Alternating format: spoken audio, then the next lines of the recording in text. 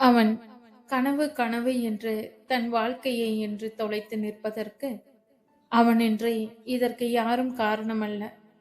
தனது கனவை அடைய வேண்டும் என்ற ஒரே சுயநலத்திற்காக இன்று தன் உயிரால் உருவான குழந்தையை இழக்க அவனே காரணம்.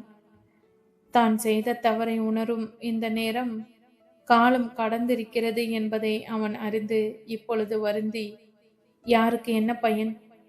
அவன் நினைத்திருந்தால் வைப் சொன்னவுடன் கிளம்பி நித்திலாவை தடுத்திருக்கலாம் தான். ஆனால் அவள் மனதளவில் எப்படி நொந்து போயிருந்தாள்? இப்படி ஒரு காரியம் செய்ய துணிவாள். அவள் ஒன்றும் குழந்தை தனக்கு பாரம் என்று நினைக்கும் ரகம் அல்ல. தான் செய்து வைத்த வேலையினால்தான் இவள் இப்படி ஒரு முடிவெடுக்க காரணம் என அவன் நினைத்தான். ஆனால் என்ன நடந்தாலும் சரி, இன்று தன் செயலுக்கான காரணத்தை சொல்லி நித்திலாவிடம் மன்னிப்பு கேட்டு விட வேண்டும் என்ற உந்தலில் நிலவன் உடனே தன் வீட்டிற்கு புறப்பட்டான்.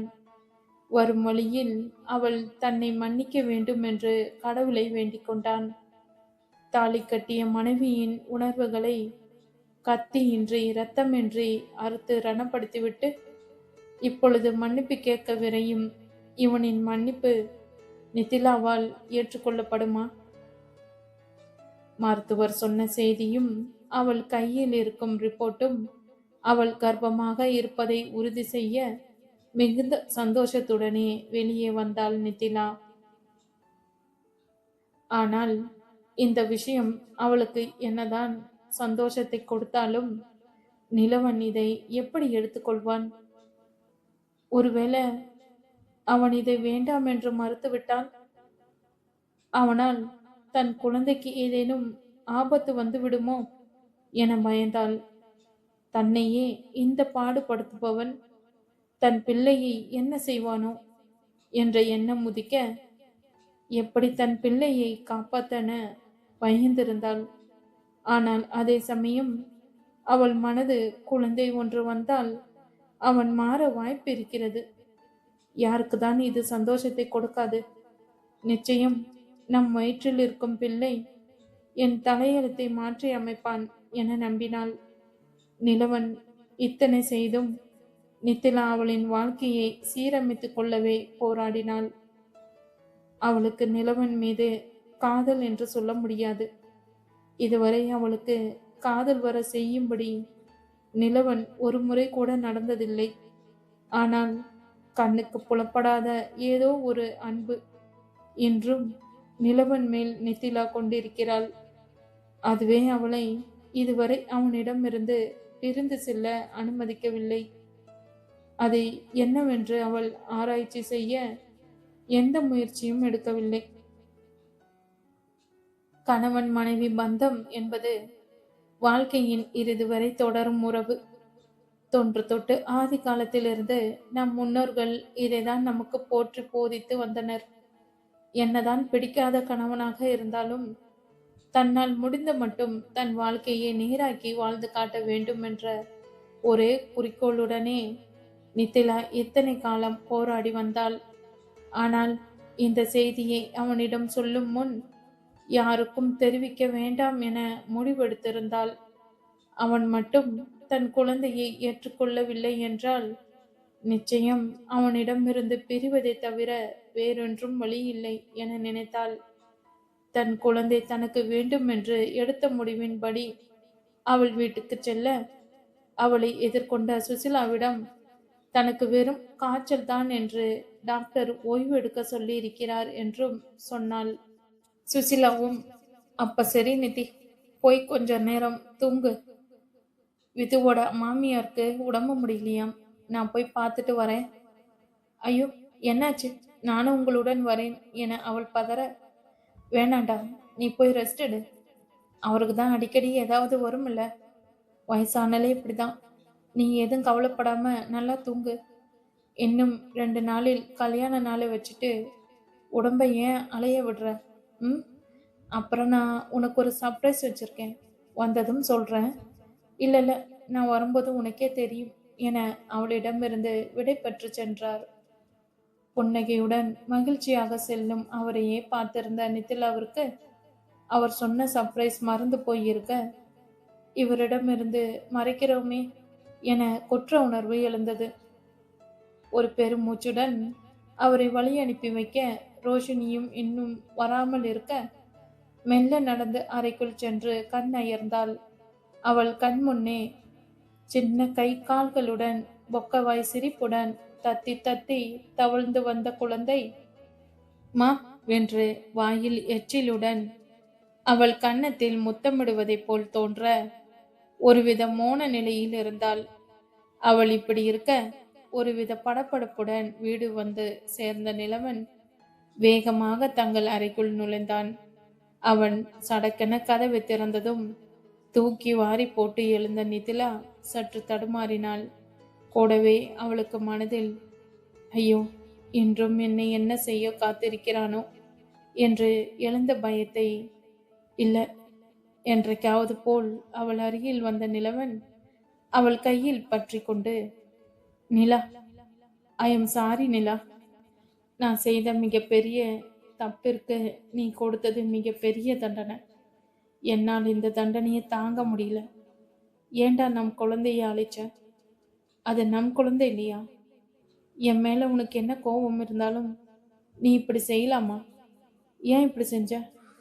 ஏண்டி இப்படி செஞ்ச என அவன் தோய்ந்து அவள் முன்னே மண்டியிட்டு அழுபவனை நித்திலா எப்பொழுதும் போல் குழப்பத்துடனே பார்த்தாள். ஆனால் அவனிடம் ஒரு வார்த்தையும் பேசாமல் இருக்க, நிலா, நான் செய்தது தப்புதான். உன்னை ரொம்பவும் படுத்திட்டேன். சத்தியமா சொல்றேன். செய்யும்போது அதை நான் கொஞ்சம் கூட உணரல. எனக்கு என் காரியமாக வேண்டுமென்று தான் நினைத்தேன். இதில் உன் மனசும் காயப்படும் என்று நான் நினைத்து கூட பார்க்கல. ஆனால் இன்று நீ செய்த செயல் என் தப்புக்கு கிடைத்த சாட்டையடி நிலா என்றாள் உடைந்த குரலில். அவன் பேசுவது தமிழ் தான் என்றாலும் நித்திலாவிற்கு ஒன்றும் புரியவில்லை. இவன் என்ன சொல்கிறான்? நான் குழந்தையை அழித்தேனா? இப்போதானே ரிப்போர்ட் வாங்கிட்டு வீட்டுக்கு வருகிறேன். எனக்கே சில நிமிடங்கள் முன் தான் தெரிந்த விஷயம் இவனுக்கு எப்படி தெரிந்தது? யோசித்து பார்த்தவளுக்கு குழப்பம் மட்டுமே மிஞ்சி இருக்க அதன் விளைவாக அவளும் மௌனம் காத்தாள். நிலா, உனக்கு நான் சொல்றது புரியலன்னு நினைக்கிறேன். நான் நடந்தது அனைத்தையும் முதலில் இருந்து சொல்லிவிடுகிறேன். அதற்கு பிறகு நீ எனக்கு என்ன தண்டனை கொடுத்தாலும் நான் ஏற்றுக்கொள்கிறேன். நீ என்னை அடித்தாலும் ஏன் கொன்றாலும் கூட தாங்கிக் கொள்கிறேன் என்றவன் மேலே தொடர்ந்தான். நித்திலாவுக்கு அவன் செய்வது பேசுவது எதையும் புரிந்து கொள்ள முடியாமல் இருக்க அவன் சொல்லி முடிக்கட்டும் என அவன் பேச்சை கவனிக்கலானான். அவளின் மௌனம் நிலவனின் மனதினுள் ஒரு பிரளயத்தை உண்டு பண்ணினாலும் நினைத்தபடி அவளிடம் சொல்லிவிடும் ஊந்தலில், நிலா, அம்மா உன்னை பற்றி என்னிடம் சொல்லும் அந்த நாள்தான் எனக்கு பட வாய்ப்பு கிடைச்சது எனவும் நித்திலாவிற்கு அன்று இவனின் குரல் போன் வழியே ஒலித்ததை நினைவு கூர்ந்தாள். நான் அந்த நாள் அம்மா உன்னை பற்றி சொன்னதும் எனக்கு நீ ராசியா தெரிஞ்ச. கூடவே அம்மாவுக்கு நான் சீக்கிரம் கல்யாணம் செய்துக்கணும்னு விருப்பம் இருந்தது தெரிஞ்சது. முதலில் எனது கனவு நினைவானதுக்கு அப்புறம்தான் மேரேஜ்னு இருந்தேன். பட் அன்னைக்கு அம்மா கேட்டதும் ஓகே சொல்லிட்டேன். அது எதனாலன்னு தெரியல.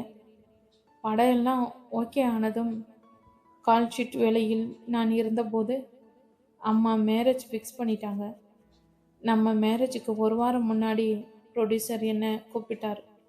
கூப்பிட்டு என் கதை நல்லா இருக்கு, பட் உங்களுடைய கதையில் கதாபாத்திரங்களின் உணர்வுகள் தான் முக்கியம் ப்ளஸ்ஸாக இருக்கும்.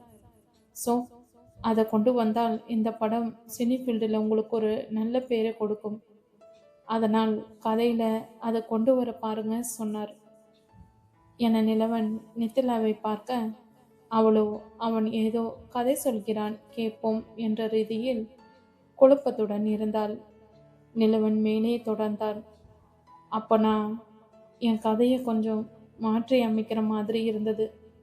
அந்த டென்ஷனில் என்னால் உன்னோட சரியாக பேச முடியல. மேரேஜ்லேயும் சரியாக கவனமாக இருக்க முடியல. கதையை எப்படி மாற்றுறது, எப்படி அந்த கதாபாத்திரங்களின் உணர்வுகளை வெளிக்கொண்டு வரணும்னு ரொம்ப குழம்பி போயிருந்தேன். அவங்களோட உணர்வை வெளிக்கொண்டு வர வேண்டுமென்றால் முதலில் நான் அதை உணரணும்னு தோணுச்சு. அதனால என இடைவெளி விட்டு தொண்டையை செருமிக் கொண்டு, அப்பதான் அன்னைக்கு நம்ம கல்யாணமான முதல் நாள் என தயங்கி நிதிலாவை பார்க்க, இப்பொழுது அவன் சொல்ல வருவதை கொஞ்சம் கொஞ்சமாக மூளை விளக்கியது. ஆனாலும் அவனே தொடரட்டும் என காத்திருந்தாள். அன்னைக்கு உன்னோட சம்மந்தம் இல்லாம நான் நான் அப்படி நடந்துக்கிட்டேன். ஆனா நிஜமா அன்னைக்கு சரி, அதற்கு பிறகும் சரி, நான் செய்யறது தப்புன்னு உணரவே இல்லை. அதுக்கப்புறமும் நான் என்னோட கதாபாத்திரமா உன்கிட்ட நடந்துக்கிட்டேன். நீ கொடுக்கிற ஒவ்வொரு எக்ஸ்பிரஷனையும் நான் என்னோட கதையில கொண்டு வந்தேன் என்றவுடன் நிதிலாவின் உடல் இறுக்கமாகியது. சொல்லி முடி என்ற ரீதியில் அவள் இருக்க, அப்புறம் நீ அன்னைக்கு என்கிட்ட பேசின இல்லையா, அப்ப கூட எனக்கு கொஞ்சம் புரிஞ்சது. என்னால உன்னை பேஸ் பண்ண முடியல. அந்த சமயம் அவுட்டோர் ஷூட்டிங் இருந்ததால உடனே கிளம்பிட்டேன். ஆனால் அங்க போனதும் எனக்கு மீண்டும் படம், கதை, கதாபாத்திரம் அதுவே மைண்ட்ல இருக்க, நான் உன்கிட்ட அதே மாதிரி நடந்துக்கிட்டேன். நான் உன்கிட்ட பொண்ணு பார்க்க வந்தப்பவே சொன்னேன்ல, எனக்கு சினிமா தான் ஃபர்ஸ்ட், மற்றதெல்லாம் அடுத்தது தானே. எனக்கு ஒரே ஒரு விஷயம் மட்டும்தான் மனசுக்குள்ள இருந்தது. நான் நல்லபடியாக படம் பண்ணணும், அதை எல்லாரும் பாராட்டணும், எனக்கு சினி ஃபீல்டில் ஒரு இடம் கிடைக்கணும். அதனால தான் நான் உன்கிட்ட ரொம்பவும் அரகெண்டாக நடந்துக்கிட்டேன் என்று உரைக்க ஆரம்பித்த அவனின் குரல் முடிக்கும்போது குற்ற உணர்ச்சியில் குறுகுறுத்தது. நிஜமா சொல்கிறேன், உண்மையில் நான் அப்படிப்பட்டவன் இல்லை. நான் இந்த ஒரு வருஷமா உன்கிட்ட நடந்துக்கிட்ட எதுவும் நான் இல்லை. எனக்குள்ள ஏதோ ஒரு வெறி பிடிச்சிருந்தது. எனக்கு உன்னை ரொம்ப பிடிக்கும் நிலா. பார்த்த முதல் நாளே எனக்கு உன்னை பிடிச்சிருச்சு. பட் எனக்கு உன்கிட்ட எக்ஸ்பிரஸ் பண்ண தெரியல.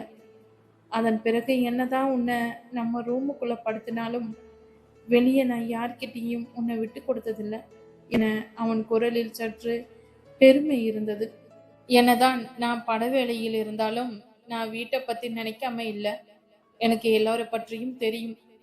என்னதான் எனக்கு ஃபேக்ட்ரி பற்றி இன்ட்ரெஸ்ட் இல்லைனாலும் அம்மா கஷ்டப்படுறத என்னால் பார்க்க முடியல. அம்மாவுக்கு உடம்பு சரியில்லாமல் போனதும் நான் சாய்கிட்ட சொல்லி கம்பெனியை கவனிக்க சொன்னேன். ரோஷினி, விந்தியா கூட எல்லாம் அதிகம் பேச மாட்டேனே ஒழிய, அவங்க என்ன பண்ணுறாங்க என்ன செய்கிறாங்கன்னு எல்லாத்தையும் கவனிப்பேன்.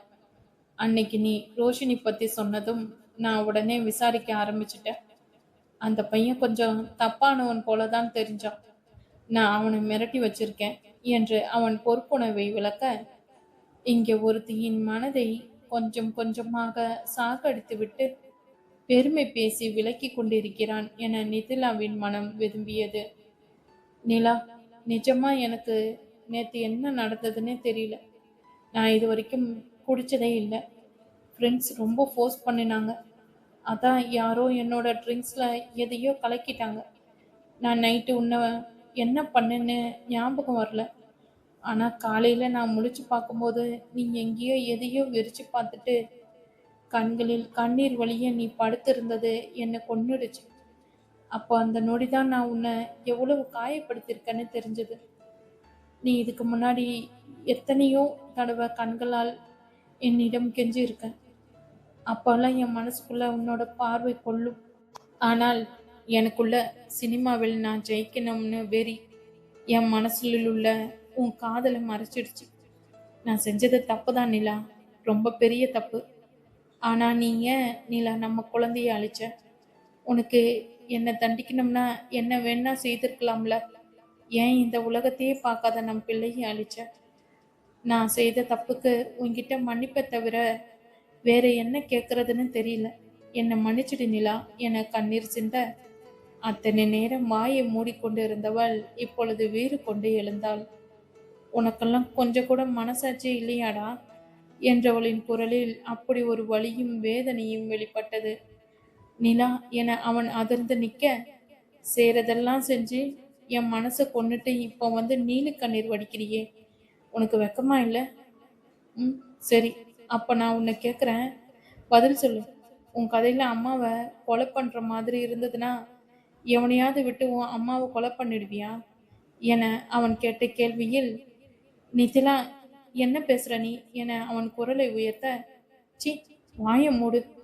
உன் அம்மானா உனக்கு வலிக்கும், அடுத்தவ பொண்ணுன்னா நீ என்ன வேணாலும் செய்யலாமா? எனக்கு மனசு இருக்குன்னு உனக்கு தோணலையா என இத்தனை நாள் அவள் பட்ட துன்பத்திற்கு பின்னால் இப்படி ஒரு கேவலமான காரணம் இருக்கும் என அவள் நிச்சயமாக எதிர்பார்க்கவில்லை.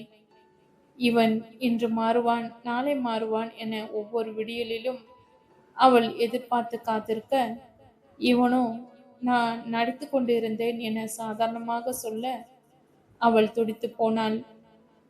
நீ இந்த மாதிரி ஒரு எண்ணத்துடன் தான் என்ன நெருங்குனேன்னு அன்னிக்கே தெரிஞ்சிருந்தா உனக்கு அதுதான் வேண்டும் என்றால் காசை கொடுத்து வேற எவகிட்டயாவது போக வேண்டியது தானே?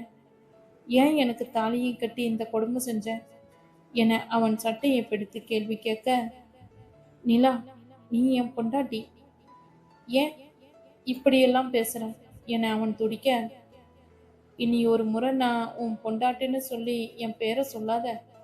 பொண்டாட்டி பொண்டாட்டின்னு சொல்லிதான் ஒரு என்னைய கேவலமா நடத்திருக்க. நீ வேண்டாம், இங்கிருந்து போயிடு, போ, போயிடு என முகத்தை மூடிக்கொண்டு அழ ஆரம்பிக்க, நான் என்னடா எதிர்பார்த்தேன்? எல்லார் மாதிரியும் எனக்கும் ஒரு நல்ல வாழ்க்கை அமையணும்னு தானே நினைச்சேன். ஆனா நீ என் உணர்வுகளை விலை பேசியிருக்க. இதை கேட்கும்போது எனக்கு எப்படி இருக்கு தெரியுமா? என்னை எவனுக்கும் வித்த மாதிரி இருக்கு. நிலா என அவன் அதிர்ந்து நிற்க, உண்மையான மனுஷன்னா கூட இருக்கிறவள் மனைவியே ஆனாலும் அவளோட சம்மந்தம் இல்லைன்னா அவள் விரல் நுனிய கூட தொடமாட்டான். ஆனா நீ எனக்கு விருப்பம் இல்லைனாலும் என்னை வற்புறுத்தி அடைச்ச, என்னை வார்த்தையால் கொன்ன, எல்லாத்தையும் நான் பொறுத்து போனேன். ஏன்னா எப்பவாவது நீ மாறுவ, உன் குணம் மாறும்னு நம்பினேன். ஆனால் இப்ப சொன்ன பாரு, நான் நடிச்சேன்னு. இதுக்கு நீ நடிச்சுக்கிட்டே இருந்திருக்கலாம். அவள் சொன்ன ஒவ்வொரு வார்த்தையும், அவள் கண்களில் வழிந்த கண்ணீரும் நிலவனை அணுவணுவாக கொன்றது. இத்தனை நாள் அவன் மனதில் இருந்த சினிமா வெறியால் அவன் செய்த தப்பின் வீரியத்தை உணர்த்தியது. தயவு செஞ்சு நான் உயிரோடு இருக்கணும்னா இங்கிருந்து போயிடு. எனக்கு உன் முகத்தை பார்க்கும்போது ஆத்திரமா வருது. போயிடு, போ, போ என குரலை உயர்த்தி அடி வயிற்றிலிருந்து கத்தியவளை வெற்று பார்வை பார்த்துவிட்டு அங்கிருந்து நகர்ந்தான். அவன் ஒரு அடி எடுத்து வைத்த பின், நில்லு என்ற அவளின் குரலுக்கு நின்று அவன் திரும்பி பார்க்க, இதுவும் உன் நடிப்பில்லையே என்றவளின் குரலில் விரக்தி அப்பட்டமாக தெரிய, நிலா என அவன் ஆரம்பிக்கும் முன், போதும் என கையை அசைத்து வெளியே போகுமாறு சைகை செய்தாள். அவள் உள்ள குமுறல் அவன் மனதை கத்தியால் கிழிக்க, அவளுக்கு மேலும் தொந்தரவு கொடுக்க வேண்டாம் என எண்ணி அவன் அறக்கதவை திறக்க, அவனை தள்ளி கொண்டு விசாலத்தின் உடல் தரை தொட்டது. அத்த என நிலவன் பதறி அவரை தாங்க, அவனின் குரலில் திரும்பிய நிதிலா கீழே கிடந்த அன்னையை கண்டு அம்மா என்ற கூவலுடன் அவரை நெருங்க, விசாலமோ மகளின் குரல் எட்டாத தூரத்திற்கு சென்று இருந்தார். பெண்ணின் திருமண நாளை கொண்டாடவென சம்பந்தியால் அழைத்து வரப்பட்ட விசாலம் வீட்டு ஆட்களின்றி வெறுமையாக காட்சியளிக்கவே, ஜானகியிடம் விசாரிக்க, அவரின் பதிலில் மகளுக்கு இன்ப அதிர்ச்சி கொடுக்கவென அவளின் அறைக்கு வந்திருந்த விசாலத்திற்கு அங்கே இருவரின் உரையாடல்களை முதலில் இருந்து கேட்க நேரிட, கெட்ட செய்தி இடியென அவர் மனதை தகர்க்க தன் நெஞ்சு கூட காலியானதை போல் உணர்ந்தார். தான் நம்பிக்கை வைத்து திருமணம் முடித்து கொடுத்தவன் தன் பெண்ணை இப்படி ஒரு கேவலமான நிலையில் நடத்தி இருக்கிறான் என்றால் எந்த தாய்க்கு தான் பொறுக்கும்? அவருக்கு தெரியும், இதையெல்லாம் நித்திலா சகித்து கொண்டு வாழ காரணம் தான் என்று. தனக்காக மட்டுமே அவள் இத்தனை கொடுமைகளையும் சகித்து கொண்டிருப்பாள். மகளின் இந்நிலைக்கு தானும் ஒரு வகையில் காரணம் என்ற குற்ற உணர்வு எழுந்தது அவருக்கு. எதிர்பாராத நேரத்தில் கட்டிய கணவனை இழந்து மனம் சோர்ந்து இருந்த சமயம் பெண்ணிற்காகவும் தன் கணவரின் ஆசைப்படியும் தன் உயிரை கையில் பிடித்துக்கொண்டு கண்ணியமாக அவளை வளர்த்து படிக்க வைத்து கடைசியில் நல்லபடியாக திருமணம் முடித்து கொடுத்து விட்டோம் என மன நிம்மதியாக இருந்தவருக்கு பெண்ணின் வாழ்வு சூனியமாக்கப்பட்டதை எப்படி அத்தாய் உள்ளம் ஏற்கும்? பெரிய வீடு பெரிய மனிதர்கள் என நம்பி தன் பெண்ணை தாரை வார்த்து கொடுத்திருக்க, இங்கே அவரின் நம்பிக்கை பொய்யாக்கப்பட்டிருப்பதில் வெதும்பியவர் தன் கணவரிடமும் மகளிடமும் மானசீகமாக மன்னிப்பை வேண்டிக் கொண்டு கதவில் சாய்ந்து அந்த நொடியே அவ்வுடலை விட்டு உயிர் பிரிந்தார். ஆயிற்று இன்றுடன் விசாலத்தின் இறுதி காரியங்கள் நித்திலாவின் விருப்பப்படி மசனகுடியில் நடந்து முடித்து ஒரு வாரம் முடிந்திருந்தது. உறவினர்கள் அனைவரும் ஒவ்வொருவராக பிரிந்து செல்ல எஞ்சி இருந்தது நிலவனின் குடும்பம் மட்டுமே. ஆண் வாரிசு இல்லாத பெற்றோருக்கு ஒன்று மகளின் கணவர் கொல்லி வைப்பார், இல்லையெனில் மகள் வயிற்று பேரன் கொல்லி வைப்பான். ஆனால் நித்திலாவோ விசாலத்திற்கு தான் கொல்லி வைக்க வேண்டும் என்பதில் உறுதியாக இருந்தாள். அதுவரை கதறி துடித்து கொண்டிருந்தவள் ஒரு பெரியவர் நிலவனை இறுதி சடங்கு செய்ய அழைக்க கண்களில் கண்ணீர் வழிந்து கொண்டிருந்தவள் ஒரு முடிவோடு அதை துடைத்தெறிந்துவிட்டு தன் தாய்க்கு செய்ய வேண்டிய அனைத்தையும் அவளே செய்து முடித்தாள். அப்பொழுது அவள் முகத்தில் தெரிந்த உறுதியை சுசிலாவோ இல்லை நிலவனோ அதுவரை கண்டதில்லை. அந்த நாளுக்கு பிறகு நித்திலாவின் பேச்சும் அழுகையும் முற்றிலுமாக நின்று போனது. மாலை போட்டிருந்த தாய் தந்தையின் படத்திற்கு முன் அமர்ந்திருந்தவள் அந்த வீட்டில் யார் வருகிறார் யார் இருக்கிறார் என்பது எதையும் அவள் கருத்தில் கொள்ளவில்லை. அதுவும் மனதில் அதிகம் உண்டான குற்ற உணர்வுடன் ஏக்கமான பார்வையை நித்திலாவின் மேல் வீசிய நிலவனின் பார்வை அவளை எந்த அளவிலும் பாதிக்கவில்லை. சுசிலா வற்புறுத்தி அவளுக்கு உணவளிக்க அவரிடம் பதில் ஏதும் பேசாமல் பெயருக்கு பொறித்து வைத்தாள். ஒரு வாரம் முடிந்த நிலையில் அனைவரும் சென்னைக்கு கிளம்ப ஆயத்தமாக சுசிலா அவள் அருகில் வந்து, நித்தி, அம்மா நம்மை விட்டு பிரிஞ்சது எல்லோருக்கும் வருத்தம் தாண்டா. ஆனால் போனவங்க திரும்ப வரமாட்டாங்க. அவங்களையே நினைச்சு மறுகிட்டு இருக்காம கிளம்பு, வீட்டுக்கு போகலாம் என அவளை கிளப்ப முயல அவரிடம் ஒரு அடிப்பட்ட பார்வை வீசியவளின் கண்கள் அவர் பின்னால் நின்று கொண்டிருந்த நிலவனை உணர்ச்சியற்ற பார்வை பார்த்தவள், நீங்க கிளம்புங்க, எனக்கு இன்னும் கொஞ்ச நாள் என் அப்பா அம்மா வாழ்ந்த வீட்டில் வாழணும் என்றாள் சன்னமான குரலில். நீ மட்டும் இங்க தனியா வா, வேண்டாம்டா, நீ எங்களுடன் வந்துடு நிதி. பின் இல்லை வேண்டாம், கதிர் உன்னுடன் இருப்பான், உனக்கு எப்போ தோணுதோ அப்போ கிளம்பி வா. கதிர், நீ இங்கேயே கொஞ்சம். அவள் முடிக்கும் முன், உங்களை கெஞ்சி கேட்குறேன், தயவு செஞ்சு என்னை கொஞ்ச நாள் தனியா விடுங்க, உங்களை கையெடுத்து கும்பிட்டு கேட்குறேன் என இரு கைகளையும் குவித்து அவள் இறைஞ்ச அவள் சொன்ன விதத்தில் சுசிலா அதிர்ச்சியும் குழப்பமும் அடைய, அம்மா வேண்டாமா, அவளுக்கு இங்கிருப்பது மன நிம்மதியை கொடுக்கும்னா அவள் கொஞ்ச நாள் இங்கே இருக்கட்டும், அடுத்த வாரம் வந்து நான் அவளை கூட்டிட்டு வரேன் என நிலவன் நித்திலாவின் குரலில் இருந்த வேதனை அவனின் நெஞ்சை கூறு போட வேறு வழி இல்லாமல் தன் அன்னையை தடுத்தான். அவனின் குரலில் இருந்த ஏதோ ஒன்று சுசிலாவையும் சரியென தலையாட்ட வைக்க பின் அனைவரும் கிளம்ப நிலவன் அவர்கள் வீட்டு பக்கத்தில் இருக்கும் வேலுவின் குடும்பத்தாரிடம் அவளை நல்லபடியா பார்த்து கொள்ள சொல்லிவிட்டு மீண்டும் அவளிடம் வந்தவன் அவன் பேச வாயெடுக்க அது முடியாமல் அவன் குரல் உள்ளே போக முயன்று வரவழைத்த குரலில், நிலா, இத்தனை நாள் நான் செய்த தப்ப உணராமல் இருந்தேன். இப்போதுதான் நான் செஞ்சது எத்தனை பெரிய மகாபாதகம் என்பது ஒன்றல்ல 2 உயிர்களின் இழப்பின் மூலம் உணர்த்திவிட்டது. நான் செய்தது மன்னிக்க முடியாத செயல்தான். ஆனா நான் மன்னிப்பை தவிர வேறென்ன உன்னிடம் வேண்டுவது என தெரியவில்லை. ஆனால் எனக்கு உன்னிடம் வாழணும். மீதி இருக்கும் நாளிலாவது உனக்கு ஒரு நல்ல கணவனாக நல்ல மனிதனாக இருக்க விரும்புகிறேன். உன்னுடைய பதிலுக்காக காத்திருக்கிறேன் நிலா. அடுத்த வாரம் வருகிறேன் என அவன் பேசிய அனைத்திற்கும் அவளிடம் மௌனம் மட்டுமே பதிலாக கிடைக்க அடிப்பட்ட மனதுடன் அங்கிருந்து கிளம்பினான். அவன் போவதையே பார்த்து கொண்டிருந்தவளின் மனம் ஊமையாக அழுதது. இந்த அழுகை அவன் பிரிவை நினைத்தல்ல, தன் இயலாமையின் பிரதிபலிப்பு. இத்தனை நாள் கையாலாகத்தனத்துடன் இருந்த தன் நிலையை நொந்து 1 வருடமாக தன்னை ஒருவன் முட்டாளாக்கி கொண்டிருப்பதை கண்டறிய தெரியாமல் மழுகி போன தன் புத்தியை நினைத்து அழுதாள்.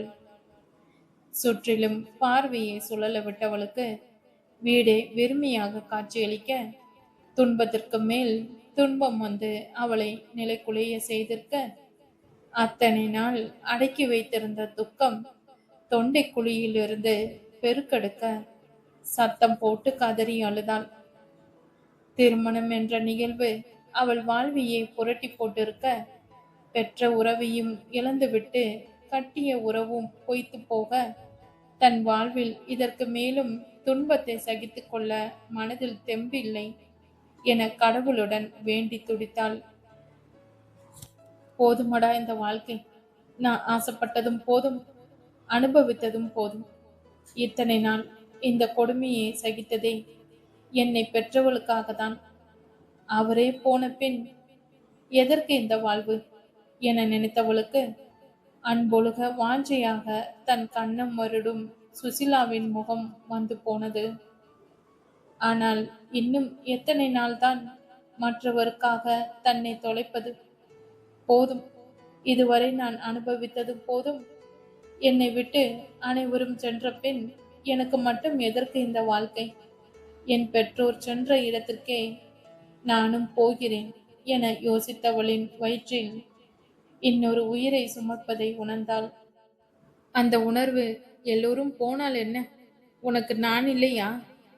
என்னை எப்படி நீ மறந்தாய் என்ற கேள்வி எழுப்புவது போல் இருக்க, தன் வயிற்றை பற்றி கொண்டு, உனக்காக நான் வாழ்கிறேன், எனக்கு நீ வேண்டும், இனிமேல் நான் வாழும் வாழ்க்கை உனக்கானது, நீதான் என் வாழ்வின் வசந்தம் என மனதால் தன் மகனுடன் உரையாடினாள். தான் தாய்மையடைந்திருப்பதை தெரிந்தும் கூட அதை முழுதாய் அனுபவிக்க முடியாத நிலைக்கு தன்னை ஆளாக்கிய நிலவனை நினைக்கும் போது அவள் ரௌத்ரம் கொண்டாள். தன்னை அவன் நடத்திய விதத்தை பார்த்து கொண்டும் ஒவ்வொரு நாளும் அவனின் பேச்சு அனைத்தையும் கேட்டுக்கொண்டும் அவன் திருந்துவதற்காக காத்திருந்த தன் முட்டாள்தனத்தை என்ன சொல்லி என்ன பயன்? கட்டிய கணவன் தன்னை எப்படி நடத்தியிருக்கிறான் என்பதை உணராமல் இருந்தது தன் தவறென்று வேறென்ன? ஆம், நித்திலா அவள் முட்டாள்தனத்தை எண்ணி வருந்தினான் என்று அவன் தன் அனுமதியின்றி அடைந்தானோ, அப்போதே அவனை தான் விலக்கி நிறுத்தியிருந்தால் தனக்கு இன்று இப்படி ஒரு நிலை வந்திருக்காது என எண்ணினாள். அவன் செய்வது தப்பென்று உணர்ந்தும் அவனை தடுக்காமல் அவனுக்கு பணிந்து போனது 100% தன் மடமையே என நம்பினான். இனிமேலும் அந்த தவறை செய்யக்கூடாது என்பதில் உறுதியாகி இருந்தாள். அதே சமயம் அவனுடன் மீண்டும் ஒரு வாழ்க்கையை வாழ அவள் 1% கூட நினைக்கவில்லை. இத்தனை நாள் ஏதோ ஒரு காரணம் அவளை தடுக்க, இன்று அதுவும் இல்லாமல் போனதில் அவளுக்கு அவனிடமிருந்து விடை பெறுவது எளிதாக இருந்தது. நித்திலா நிலவனை பிரிவதாக முடிவு செய்துவிட்டாள். எடுத்த முடிவின்படி இனிமேலும் அவன் கண்ணில் தான் படக்கூடாது என எண்ணியவள் உடனே தான் இருக்கும் இடத்தை விட்டு செல்ல நினைத்தாள். ஆனால் எங்கே செல்ல என கேள்விக்குறியாக இருக்க, அவளுக்கு மனதில் உதித்தது சாருமதியின் முகமே. தோன்றியவுடன் அவளின் எண்ணுக்கு அழைக்க அது உயிர் பின்றி கிடந்தது. ஏதோ ஒரு நம்பிக்கையில் மீண்டும் மீண்டும் முயற்று தோல்வியை தழுவ அவள் மனம் சோர்வடைந்தது. ஆனாலும் கதிர்நிலவனின் நிழல் படும் இடத்தில் கூட இருக்க விரும்பாதவளாக உடனே தனக்கு தேவையான சிலவற்றை எடுத்துக்கொண்டு மூணார் நோக்கி பயணித்தாள். ஏதோ ஒரு நம்பிக்கையில் அதிகாலையில் மூணார் வந்து சேர்ந்தவள் அங்கே முன்னே சாருமதி வசித்து வந்த வீடு பூட்டி போடப்பட்டு இருக்க, அங்கே விசாரித்தவரை யாருக்கும் அவளை பற்றி விவரம் தெரியாமல் இருக்க, மனதில் விழுந்த அடியுடன் மீண்டும் பேருந்து நிலையத்திற்கு செல்ல, ஏற்கனவே தன் விதியை எண்ணி நொந்து கொண்டிருந்தவளுக்கு இப்பொழுது போக்கிடமின்றி தன்னந்தனியாக நிற்கும் துக்கமும், 1 வாரம் சரியாக உண்ணாததும், தாய்மையும் என எல்லாம் ஒன்றாக சேர்ந்து இருக்குமிடம் தெரியாமல் மயங்கி சரிந்தாள். அதுவரை மட்டுமே அவள் கருத்தில் இருந்தது. அதன் பின் தெய்வ சங்கல்பமாக அந்த பக்கம் வந்த சாரு அவளை மீட்டு மருத்துவமனையில் சேர்த்து தன்னை உயிர் பெற செய்தவளின் நிலை இவளின் நிலையை விடவும் மோசம் என்பதை அப்பொழுதுதான் தெரிந்து கொண்டாள். யாருமற்ற அனாதைகள் என நினைத்த இருவரும் இன்று வரை ஒருவருக்கு ஒருவர் தோள் கொடுத்து தங்கள் இன்பங்களை துன்பங்களையும் பகிர்ந்து கொண்டு நட்புக்கு மேல் ஏதோ ஒரு உறவு இன்று வரை அவர்களை உயிரோடு வைத்திருக்கிறது. நடந்த அனைத்தும் இன்று மீண்டும் நிலவனின் நிழல் பட்டு எழ உணர்ச்சிகளின் பிடியில் சிக்கி தவித்தவளை அத்த என்ற மழலினின் குரல் நிகழ்காலத்திற்கு மீட்டு வந்தது. அத்தனை நேரம் பழைய வாழ்க்கையின் நினைவில் சுருண்டிருந்தவள் குழந்தையின் குரலில் தன் நினைவுகளை ஒதுக்கி வைத்துவிட்டு, அடடே அணுகுட்டி, இன்னைக்கு ஸ்கூல்ல இருந்து சீக்கிரம் வந்துட்டீங்களா என தன்னை கட்டியணைத்த அனுஜாவின் கன்னத்தில் முத்தமிட்டவாறு அவளை வாரி அணைத்து கொண்டாள் நித்திலா. ஐயோ அத்த, இன்னைக்கு நீங்க தான் சீக்கிரம் வந்துட்டீங்க என்றவளை, அட ஆமாண்டா, இன்னைக்கு குட்டி பையன் என் வயிற்றில் வாலிபால் விளையாடினான். நானும் அவனுடன் விளையாட சீக்கிரம் வந்துட்டேன். சரி சரி வா, நாம் முகம் கழுவி ரெடியா இருப்போம். அதுக்குள்ள அம்மாவும் வந்துடுவாங்க. 3 பேரும் சேர்ந்து குட்டி பையனோட விளையாடலாம் என அணுவை அழைத்து கொண்டு அவளை தயார் செய்து அவளுக்கு உண்ண கொடுத்து முடித்த வேளை சாருவும் வீடு வந்து சேர்ந்திருந்தாள். வந்தவள் தோழியின் முகத்தை காண அது 8 மாதங்கள் முன்னே இவளை தான் கண்டபோது காட்டிய உணர்ச்சியை பிரதிபலிக்க அவள் பட்ட துன்பத்தை முதல் 3 மாதங்கள் முழுதாக அனுபவித்த சாருமதி அவள் நிலை அறிந்து அவளை நெருங்கி தன் தோள் சேர்த்தணைத்தாள்.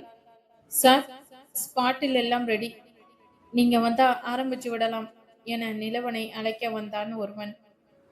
நீங்க போங்க, நான் வரேன் என தனக்கு ஒதுக்கியிருந்த அறையில் குளியல் அறைக்குள் சென்ற நிலவன் தன் எதிரில் இருந்த கண்ணாடியை பார்த்தான். அதில் எப்பொழுதும் போல் அவனின் மனசாட்சி அவனின் முகத்தில் அறிய கண்மூடி அந்த வேதனையை அனுபவித்தான். இந்த 8 மாதங்களில் நித்திலா இல்லாமல் அவனும் அவன் குடும்பமும் பட்ட துன்பமும் வேதனையும் சொல்லி மாளாது. அவளை மசனக்குடியில் விட்டு வந்த அந்த 1 வாரம் சுசிலா ஏதோ அலைப்புறுதலுடனே இருந்தார். சென்னை வந்து சேர்ந்த மறு நிமிடமே நித்திலாவிற்கு அழைக்க அதுவோ உயிர் பின்றி இருந்தது. அன்னையின் பிரிவில் வாடியிருந்தவள் அலைபேசியை கவனித்திருக்க மாட்டாள் என தன்னை தேற்றிக் கொண்டார். அதன் பிறகு வந்த நாட்களும் இதே கதையாக இருக்க கதிரிடம் முறையிட்டார். அவனுக்கும் இதே கதைதான் என தெரிந்ததும் தன்னிடம் இருக்கும் வேலுவின் எண்ணுக்கு அழைத்தார். அப்பொழுதும் தான் அவள் அங்கில்லை என்பதை அறிந்து கொண்ட பின் சுசிலா முழுதாக உடைந்து போனார். எனக்கு அப்போதே தெரியும், விசாலம் இறந்த அன்றிலிருந்து அவளின் முகம் சரியில்லை. அதுவும் நாம் கிளம்பும் அந்த நாளும் அவள் என்னை கையெடுத்து கும்பிட்டு வேண்டிய போதே என் உள்மனம் எச்சரித்தது. நான் அவளை தனியே விட்டுட்டு வந்திருக்க கூடாது. ஐயையோ, என் பெண் எங்கே இருக்கிறாள், என்னவானாள், ஒன்றும் தெரியலையே. ஆண்டவனே, அவளை என்னிடம் திருப்பி அனுப்பிவிடு என மனதார ஆண்டவனை வேண்டினார். நிலவனுக்கு தாயின் புலம்பல்கள் அவனின் நெஞ்சை கத்தியால் குடைந்ததை போல் வலிக்க அவரை தேற்ற எடுத்த முயற்சியில் தோல்வியை தழுவினான். எத்தனை சொல்லியும் அவர் சமாதானம் அடையாமல் போக அன்றே அவரின் உடலும் மெல்ல மெல்ல நலிந்து போனது. அதன் பிறகு வந்த நாட்களும் அவன் எத்தனையோ வழிகளில் முயன்று தோல்வியடைய என்ன செய்வது ஏது செய்வது என தெரியாமல் விழித்தான்.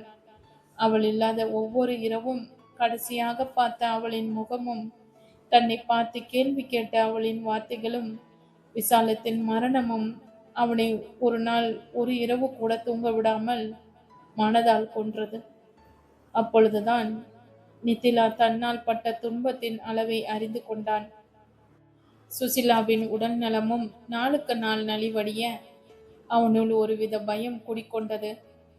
தான் இத்தனை கொடுமைகள் செய்ய காரணமாய் இருந்தது தனக்குள் இருந்த சினிமா எனும் வெறியே என அவன் உணர்ந்து கொண்டபோது காலம் கடந்திருந்தது.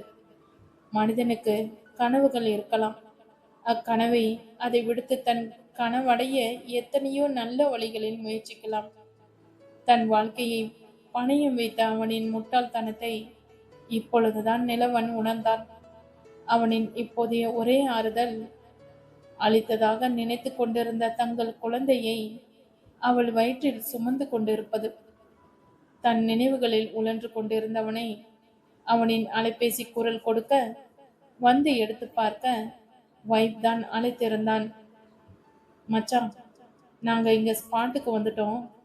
உன்னால் முடிஞ்சா இப்போ வா, இல்லைன்னா கொஞ்சம் ரெஸ்ட் எடு என நண்பனின் நிலை அறிந்து தகவல் கொடுக்க, நீங்க ஆரம்பிங்க வைப், நான் இன்னும் கொஞ்ச நேரத்துல வந்துடுறேன் என போனை அணைத்தவன் உடை மாற்றிக்கொண்டு கிளம்பினான். சூரியன் கீழ்வானம் நோக்கி பயணித்து மலைமுகடுகளின் முதுகில் பின்னால் மறைய, பறவைகள் அதன் கூட்டுக்குள் சென்று மறைய, நிலவு பெண் தன் குளிரை பரப்ப, அவள் முகத்தை காட்டும் மாலை மங்கும் வேளையில் நித்திலா எப்பொழுதும் தன் தனிமையை கழிக்கும் இடமான அப்பாறையின் மேல் அமர்ந்து கொண்டிருந்தாள். அதே நேரத்தில் அங்கேயே ஏதோ ஒரு பாடல் காட்சியை படமாக்கி கொண்டிருந்தது நிலவனின் குழு. அந்த நேரத்தில் டான்ஸ் மாஸ்டருக்கும் ஆர்டிஸ்ட்களுக்கும் மட்டுமே வேலை இருக்க, மெல்ல அங்கிருந்து அகன்று தனியே நடக்க ஆரம்பித்தான் நிலவன். எத்தனை நேரம் எத்தனை தூரம் நடந்தானோ, அவனின் கண்ணி கெட்டும் தூரத்தில் பாறையின் மேல் சோகமே உருவான முகத்துடன் மலைக்குள் மறையும் சூரியனை பார்த்து அமர்ந்திருந்த நித்திலாவை பார்க்க நிலவனின் மனது ஒரே சமயம் மகிழ்ச்சியையும் துன்பத்தையும் தத்தெடுத்தது. முயன்று வரவழைத்த தைரியத்துடன் அவளை நெருங்கினான். அவளை நெருங்கி வரும் நேரத்தில் ஏதோ ஒரு உள்ளுணர்வு தோன்ற திரும்பி பார்த்த நித்திலாவின் கண்கள் கனலை கக்க, தான் இருக்கும் நிலை தெரியாமல் வெடுக்கென அப்பாறையின் மேலிருந்து எழுந்தவளின் வயிற்றில் சுளிரென வலி எழுப்ப, அம்மா என வயிற்றை பற்றி கொள்ள